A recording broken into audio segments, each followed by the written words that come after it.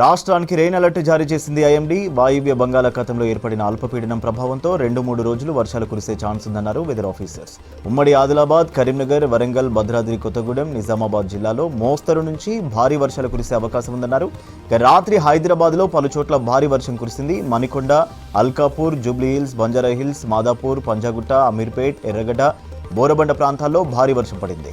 లోతట్టు ప్రాంతాలు జలమయమయ్యాయి, కాలనీలు నీట మునిగాయి. ఉత్తరాది రాష్ట్రాలను భారీ వర్షాలు, వరదలు వణికిస్తున్నాయి. ఎడతెరిపి లేకుండా కురుస్తున్న వానలకు జమ్మూ కాశ్మీర్, హిమాచల్, ఉత్తరాఖండ్లో అతలాకుతలమవుతున్నాయి. దేశ రాజధాని ఢిల్లీలో జోరు వానలు బీభత్సం సృష్టిస్తున్నాయి.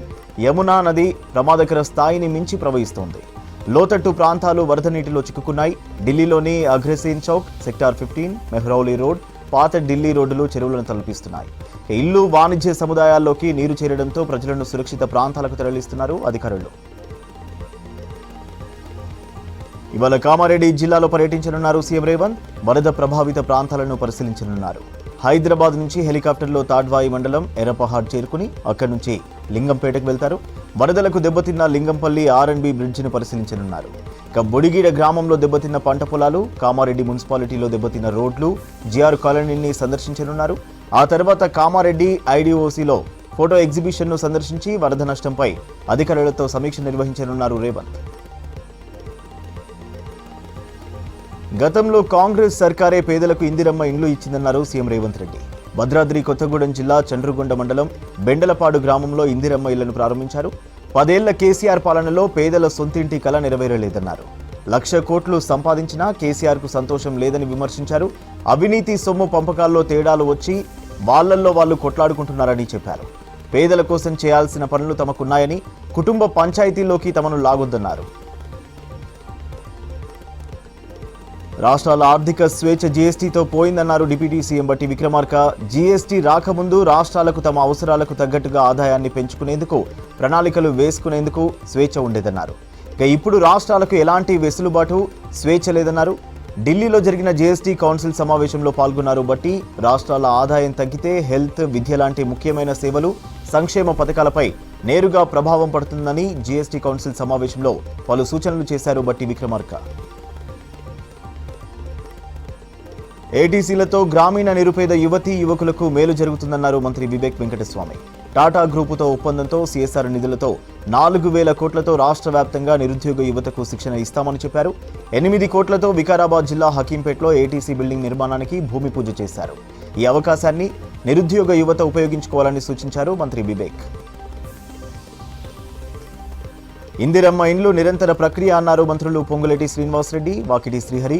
భద్రాద్రి కొత్తగూడెం జిల్లా చండ్రుగొండ మండలం బెండలపాడు గ్రామంలో ఇందిరమ్మ ఇండ్ల పట్టాల పంపిణీ కార్యక్రమంలో పాల్గొన్నారు మంత్రులు. పేదలందరికీ విడతల వారీగా ఇండ్లు ఇస్తామని చెప్పారు. కేసీఆర్ దత్తత తీసుకున్న వాసాలమర్రి గ్రామంలో ఒక్క ఇల్లు కట్టించలేదన్నారు. చివరి వ్యక్తికి కూడా సంక్షేమ పథకాలు అందిస్తామన్నారు మంత్రులు. ప్రభుత్వ హాస్పిటల్లో 8 ఏళ్లు దాటిన పరికరాలను స్క్రాప్ చేయాలని అధికారులను ఆదేశించారు వైద్య ఆరోగ్య శాఖ మంత్రి దామోదర్ రాజనరసింహ.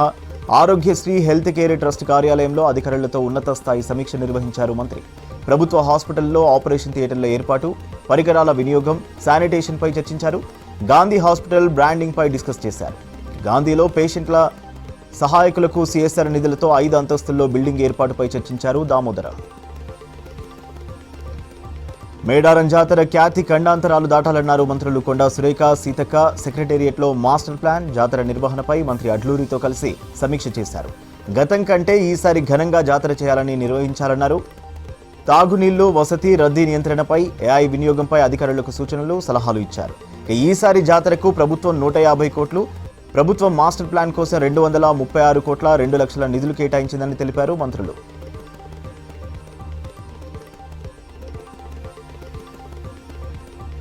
కవిత ఎపిసోడ్ పెద్ద రాజకీయ కుటుంబ డ్రామా అని విమర్శించారు మంత్రి సీతక్క. తెలంగాణ జాతిపితగా చెప్పుకునే కేసీఆర్ కుటుంబ సమస్యను పరిష్కరించుకోలేని బలహీన పరిస్థితుల్లో ఉన్నారా అని ప్రశ్నించారు.